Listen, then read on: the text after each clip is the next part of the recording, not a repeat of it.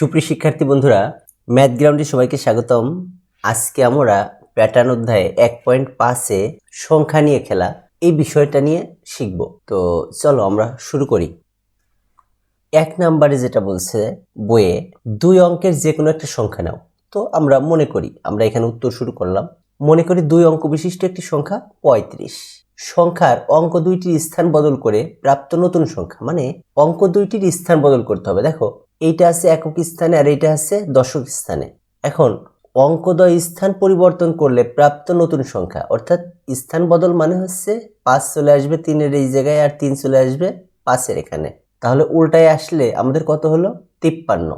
এখন বলছে স্থান বদল করে প্রাপ্ত নতুন সংখ্যাটির সাথে আগের সংখ্যাটি যোগ করো। তো আমরা যোগ করলাম, সংখ্যাদ্বয় যোগ করে পাই 35 যোগ 53, তাহলে 88।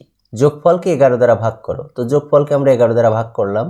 11 দ্বারা ভাগ করলে দেখো আমাদের হয়েছে কত? 11, 8, 11, 88, তাহলে 0। এরাও বলছে ভাগশেষ হবে 0, তাহলে আমাদের কিন্তু তাই হয়েছে, ভাগশেষ হলো 0।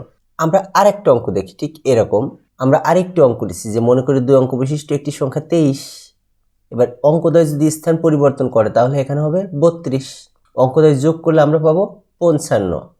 যোগফলকে 11 দ্বারা ভাগ করে পাই। 11 দ্বারা ভাগ করলে কত হচ্ছে? দেখো 5, 11, 55, তাহলে 0। দেখো ভাগশেষ হবে 0। আমরা দুইটা নিলাম, এর কারণ হচ্ছে আমরা একটু ক্রস চেক করে দেখলাম যে আসলেই হয় কিনা। একটা হলো, তার মানে যে সব হবে এমন তো না। তো আমরা সবগুলো দুইটা দেখলাম, দুইটাই কিন্তু ভাগশেষ 0 হলো। তার মানে এইটা একটা সংখ্যা নিয়ে একটা খেলা।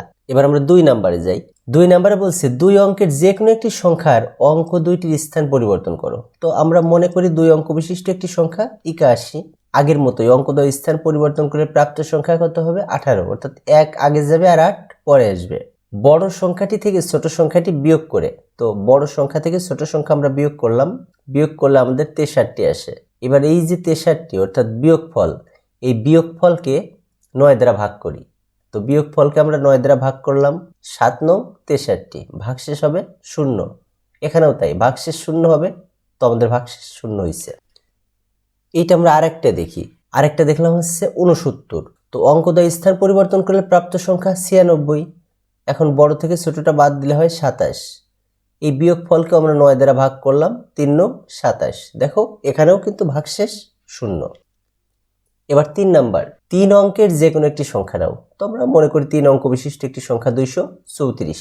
সংখ্যার অঙ্কগুলোকে বিপরীত ক্রমে লিখলাম। বিপরীত ক্রমে লিখলে দেখো প্রথমে আসে 4, তারপর 3, তারপর 2। এবার বড় সংখ্যাটি থেকে ছোট সংখ্যাটি বিয়োগ করো। তো আমরা বিয়োগ করলাম, বিয়োগফল কত আসলো? 198। এই বিয়োগফলকে 99 দ্বারা ভাগ করো। তো আমরা বিয়োগফলকে 99 দ্বারা ভাগ করলাম, ভাগশেষ হবে 0। এখানেও তাই, দেখো ভাগশেষ হয়েছে 0। আমরা এরকম আরেকটি সংখ্যা দেখি। আমরা আরেকটি সংখ্যা নিলাম 387। এটাকে বিপরীত ক্রমে লিখলে পেলাম 783। এবার বড়টা থেকে ছোটটা বিয়োগ করলে 396। বিয়োগফলকে 99 দ্বারা ভাগ করলাম, 4 দিয়ে ভাগ করলে ভাগশেষ 0। তাহলে তিনটার ক্ষেত্রেই কিন্তু আমরা 2টা করে অঙ্ক নিলাম এবং ক্রস চেক করলাম, দেখলাম যে না এটা ঠিক আছে। তাহলে এটাই হচ্ছে সংখ্যা নিয়ে খেলা। ধন্যবাদ সবাইকে।